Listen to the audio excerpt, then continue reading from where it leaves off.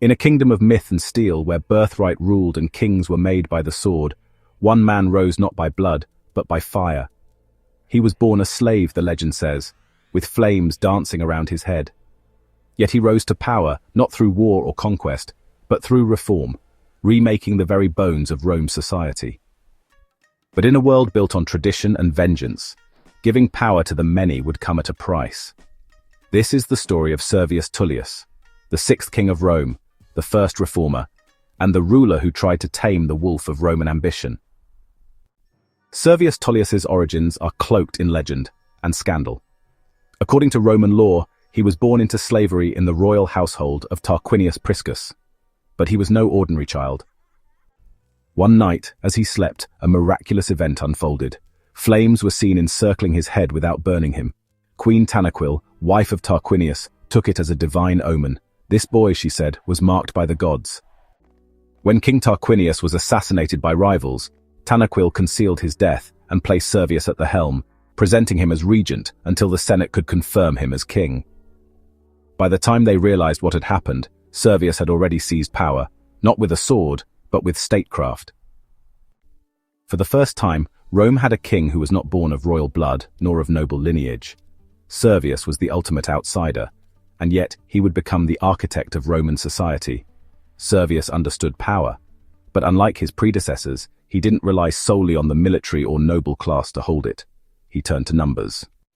He instituted Rome's first census, a revolutionary act that counted not just heads, but wealth, age, land, and status. Every Roman citizen, rich or poor, was categorized and taxed accordingly. This census laid the foundation for a more structured army, taxation system, and voting assemblies. From this came the centuriate assembly, a new political body where votes were distributed based on wealth. While it still favored the rich, it gave the lower classes, especially landowning plebeians, a voice in governance for the first time in Roman history. To the patricians, this was dangerous innovation, but to the people, it was the first taste of power. Servius wasn't just a bureaucrat, he was a builder. He expanded the city's walls. The famed Servian Wall, though later rebuilt, bears his name.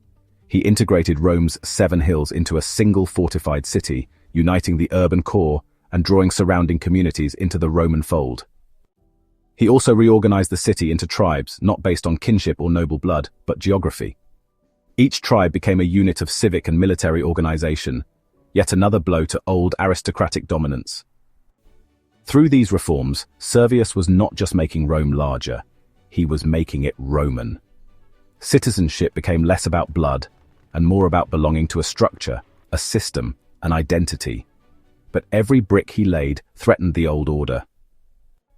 More than any king before him, Servius appealed to the plebeians, the working class and small landholders who had little say under previous kings. By distributing land to the poor, standardizing legal codes, and granting limited voting rights, he created what some historians have called the foundations of Roman republicanism. The patrician class, especially those loyal to the previous king's family, the Tarquins, saw him as a usurper, a slave-born reformer undermining centuries of tradition.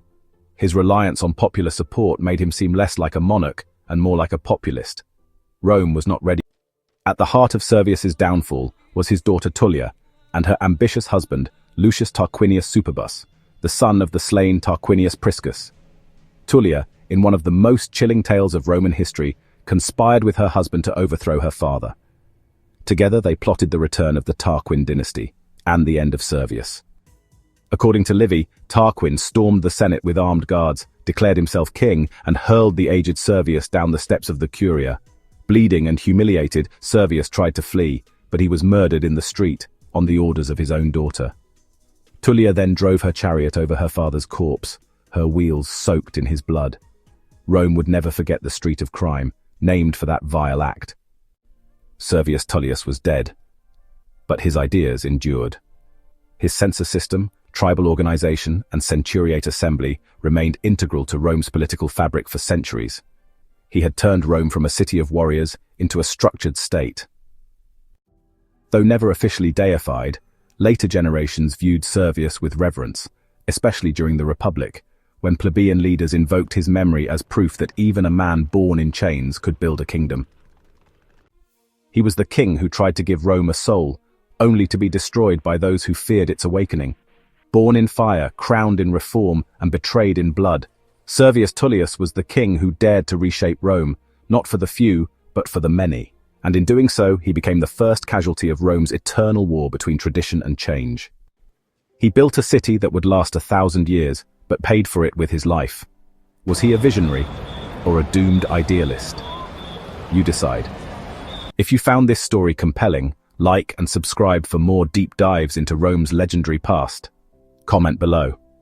Was Servius Tullius the first true Roman reformer, or did his changes doom him from the start?